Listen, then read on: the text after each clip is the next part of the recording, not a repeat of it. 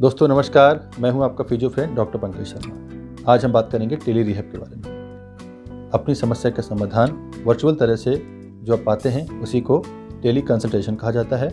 But यही consultation जब in terms of rehab में काम में आती है उसको टेली रिहैब कहा जाता है। रिहैब का मतलब वही होता है कि पुनः उसी अवस्था में आना। मान लीजिए आपको कुछ प्रॉब्लम थी जिसके लिए आप हॉस्पिटल गए, वहाँ पर आपकी सर्जरीज हुई और उसके बाद आपकी मूवमेंट कम हो गई। उस मूवमेंट को वापस लाने में जो एक्सरसाइज होती हैं, जो पार्ट प्ले होता है, उसी को रिहैब कहा जाता है।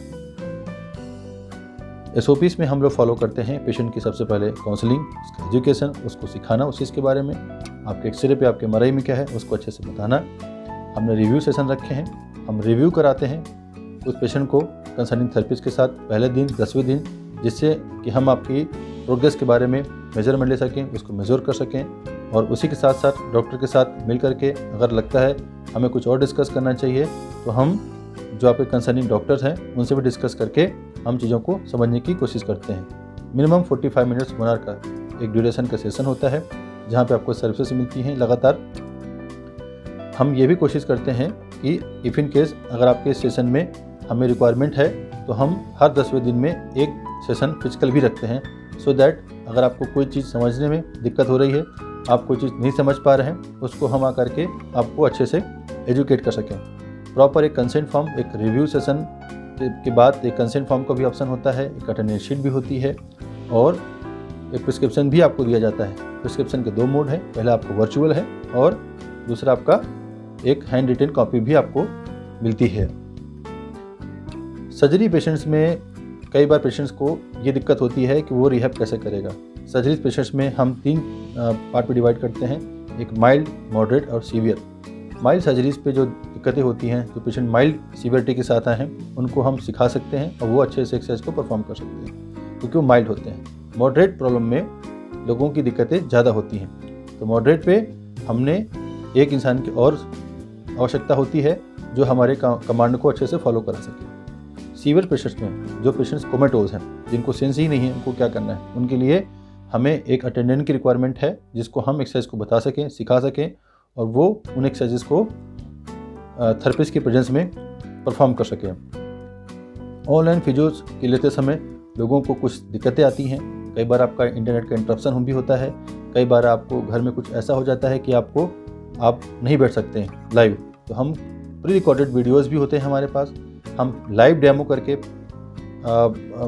अपने ही टीम के किसी एक अटेंडेंट को या किसी एक इंसान को बुला करके सारे एक्सरसाइजेस को हम डेमोस्ट्रेट करते हैं, सो दैट आपको कोई डिफ़िकल्टी ना हो।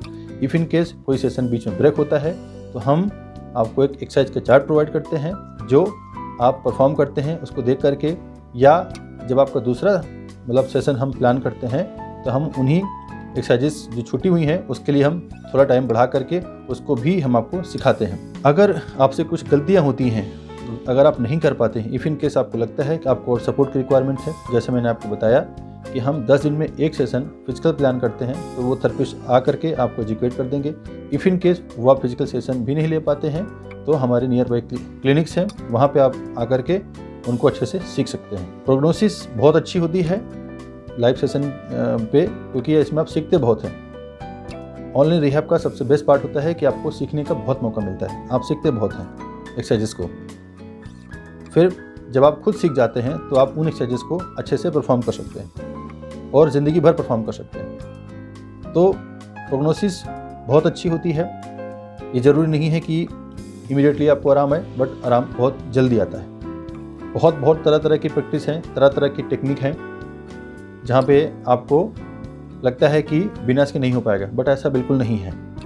जो भी टेक्निक फिजियोथेरेपी में है, चाहे वो कपलिंग हो, चाहे वो ड्राई नीडलिंग हो, चाहे वो टेपिंग हो, सारी टेक्निक के अपना एक दायरा है।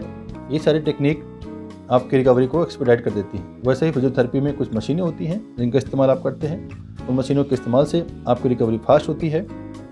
ऐसा भी नहीं है, गाँव में लोग अभी भी रह रहे हैं, वहाँ पर लोग अभी भी जो परंपरागत चीज़ें हैं उसको कर रहे हैं और लोग ठीक हो रहे हैं। ज़रूरी है इस्तेमाल है मशीनों का, मैं उसके विरोध में नहीं हूँ, किंतु इम्पोर्टेंट यही है कि आप चीज़ों को सीखें और खुद परफॉर्म करें। टाइम ज़रूर लगेगा, पर रिकवरी होगी। फिजियोथेरेपी में जो स्ट्रेंथनिंग पार्ट है जो मजबूत करने का पार्ट है उसकी प्रक्रिया के लिए, क्योंकि जो स्ट्रेंथनिंग पार्ट है वो भी एक मूवमेंट का ही पार्ट है, उसमें आप मूवमेंट परफॉर्म करते हैं, उसके लिए हम आपसे ये रिकमेंड करेंगे कि बहुत ज़्यादा खींच के नहीं, केवल 1500-2000 रुपये का ही खर्चा है। उसके लिए आप ऑनलाइन जो हमारी रिक्वायरमेंट होती हैं, थेराबैंड है, एंकल वेट्स हैं, स्विस बॉल है, या परचेज़ कर सकते हैं अमेजोन से, डम्बल्स परचेज़ कर सकते हैं। पूरी कॉस्टिंग 2000 के आसपास आती है, वो आपकी ज़िंदगी भर काम आएगा। बेस्ट पार्ट ये है कि इस पेंडेमिक में आपकी चीज़ें आप ही इस्तेमाल करें तो बहुत ही अच्छा रहेगा, कोई दूसरा इस्तेमाल ना करें।